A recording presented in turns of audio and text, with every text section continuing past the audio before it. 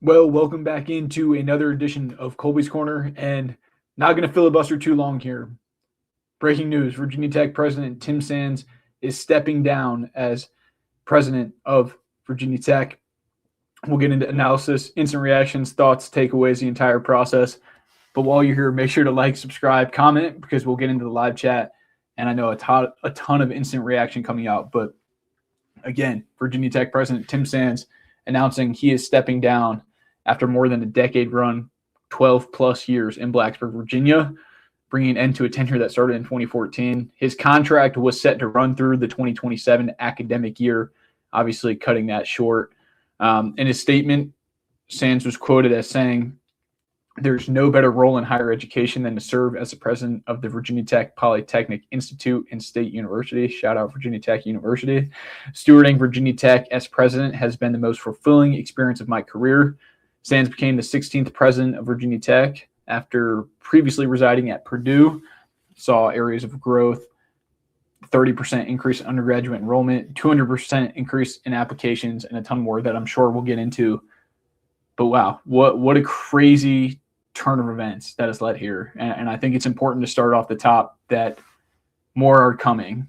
And I think this was the first really big domino piece to come. I know when we were going live on here, not in the studio, but in this room during the James Franklin search, there was a lot going on. And I would say, I know it was coming out in different places, but the secrecy and swiftness that this moved with was unlike anything from the coaching search. Just how swift that this got done as soon as you kind of caught wind of it. Started to hear murmurs and rumors of this bubbling up last night, and that it could come as soon as today. So, sort of preparing for that. And this is where, you come for the Kolby's Corner inside. Tuesdays and Thursdays, play basketball on campus. And, typically for those days, the president will go early morning runs and he'll be there. And it's typically only when he's out of town on business or have a meeting or whatever reason that he'll miss it. So, this morning after hearing some of the news start to trickle out last night, was not there this morning, which I thought was really interesting. And, doing some journalistic pursuits, spent some time in Burrs Hall and heard that this was coming. I know crystal balls are great and all, dropped a couple in the last couple of days, but was sort of sitting, waiting on this. And it eventually did come today. And, I know it says stepping down, retirement, and this is a football show, and I'm like to think of myself as a fun-loving guy, but there's a lot of elements that go into this, right? Obviously, there's a political side with the new governor coming in and the current board and its current structure, the way the current board is structured, a lot of Youngkin appointees, and before the new governor of Virginia, Spanberger, can get some appointees, trying to maybe leverage a new president hire, Rakovich being the rector, pulling a lot of those strings, making things move behind the scenes. And there was a ton of pressure. Obviously, Doug Bowman, I would highly suggest that you head over to vtscoop.com. I know you can see it right there on the ticker, but 60% off to see what Doug posted about all the Board of Visitors notes, a ton more. It's going to become hyper relevant in the coming days. So to get that for 60% off, there's no better deal. But obviously what he did as the head of the NCAA board, and some of those comments that came out a couple weeks ago, did that really factor in? Did the athletic slide that occurred while his tenure, a lot of changes under his tenure, while also getting the school so close to AAU accreditation when you look at all the metrics and how far he was able to take them in that regard. A ton of different factors as you're just sort of sorting it all out in your head. But without a doubt, I think there was some pressure in this decision that made it move very swiftly. But Virginia Tech will be looking for their 17th president. He did say in the statement that he will stay on as long as possible or as long as needed until they find a replacement. These president searches, their national searches, they can go a year long plus. Think about how long it took. With so many institutional shortcomings in past provosts and just so many things with Rick Atkinson. There's so many examples. The list goes on and on. So there's a lot to play out there, a lot of politics involved in it. But, man, what a crazy news day, even though that we were expecting it over at vtscoop.com. If you were following, you probably had a decent idea. But crazy, crazy news day. A ton of thoughts and analysis to come out of it. But, yeah, I would say this is also just a start. I would think that this is, the first domino is probably James Franklin and that investment and the direction that this current board setup wanted to move down. That there was a very clear chain that they were working down, and it might seem serendipitous, but I wouldn't say it's a coincidence with the upcoming Board of Visitors meeting. And that's why I would recommend go to vtscoop.com, see what notes they're looking at. People, we got Clayton Gilmore here in the comments saying big time for Virginia Tech athletics. Is Witt soon to follow? I would say very heavily keep an eye on the athletic structure. I mean, the structure within Burris, but definitely within athletics as well. I think there's a ton more dominoes to fall.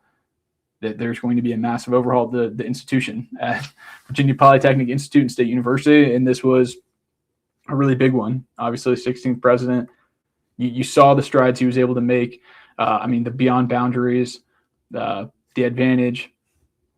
I think it's important to see sort of the political theater of Rockridge here saying, I'm deeply grateful to President Sands for his leadership and tireless dedication to our university and his vision for what we can accomplish in service to our students and the Commonwealth, his drive to expand Virginia Tech's impact through collaborative engagement with our communities and partners, and his steadfast commitment to public higher education have positioned us well for the future ahead. President Sands' leadership in establishing the Virginia Tech Carilion Academic Health Center and the Innovation Campus will yield huge dividends to Virginia Tech for 100 years. I think that last sentence definitely goes without a doubt. When you look at a lot of the things accomplished under President Sands' tenure, I know there's a ton of vitriol going around right now, and for a ton of different reasons. And there's a ton of nuance in all these examples. But when that health center gets rolling, I know the Northern Virginia campus, there's so many moving parts, but really did push the needle towards AAU accreditation, a ton of different facets. So it's just crazy that it actually came to fruition and how swiftly that it moved. This was something that, you heard murmurs of at different points in the process, but for it to be pretty much executed and moved on so quickly, shocking almost in a way. But like I said, caught wind of it last night, hearing some of the murmurs if you're over on the VT Scoop message board. And then at early morning basketball runs, you never know where you can find a scoop. Not seeing President Sands there, and then just hearing different things trickling out throughout the day.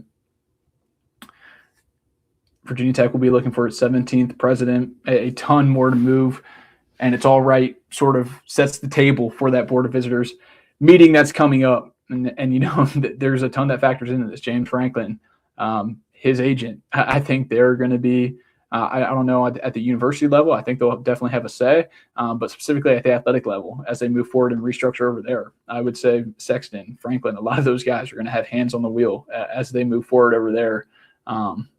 Power dynamic is shifting. There's going to be a ton of overhaul in Burrs. There's already been a ton of restructuring, new CFOs. You look at past provosts, ordeals, mishaps. It's just crazy when you sort of see the dark side of all these things. That's why I said we try to keep this a light college football show, because other stuff's just not as fun. It gets a little bit more bleak and scary. But long term, sounds like Sands plans to stick around in Blacksburg, Virginia for long term, which is just crazy. So we shall see how long he sticks on until they find a candidate. I would say they move pretty swiftly on this. I'm not sure how long there has been, search committee forming on the board. Obviously, the board is the one that appoints it.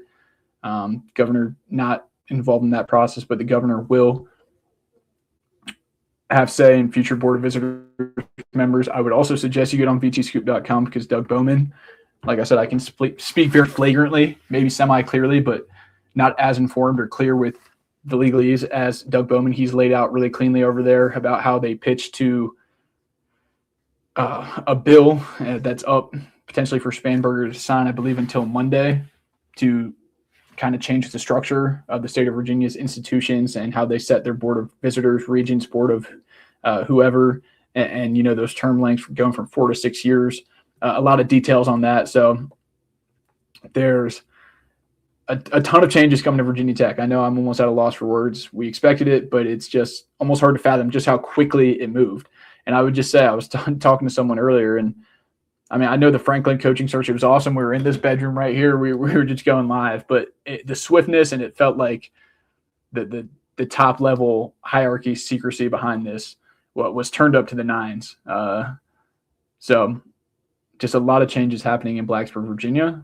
I think there's a lot of positive momentum, and but a lot of opportunity and change. There's also a lot at stake when there's massive change. I think it's sweeping change. I know this is Tim Sands in the title. This is a football show, right? When we talk from the athletic perspective, I think you're going to see more sweeping change, specifically at the top there. And I think you'll start to see some of that stuff trickle out here as they have their board of visitors meeting. You'll certainly have James Franklin. They have him penciled in that picture long term and having a hand in shaping that vision. Some of his confidants, some of his people on his side working on that as well. So I would say stay tuned for the future of Virginia Tech athletics. It's the future of Virginia Tech. Obviously, the stature of the board of visitors right now, a lot of appointees from Glenn Youngkin. That's why I kind of felt the need to move quickly while they had those numbers, just based on some of the stuff that we're hearing and also just using common sense as you're looking at it.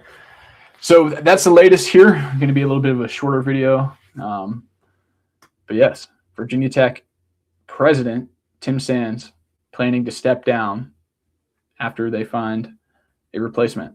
Pretty crazy. We'll get into some live chat comments and we'll get on out of here. Hope everyone has a great weekend. Thanks everyone for tuning in here live. Patrick Trent going to be in class, so got to be there for 6:30. Watch it later. Sounds good, man. Clayton Gilmore brought this up. Is Whit soon to follow? Talking about Whit Babcock, the current athletic director at Virginia Tech.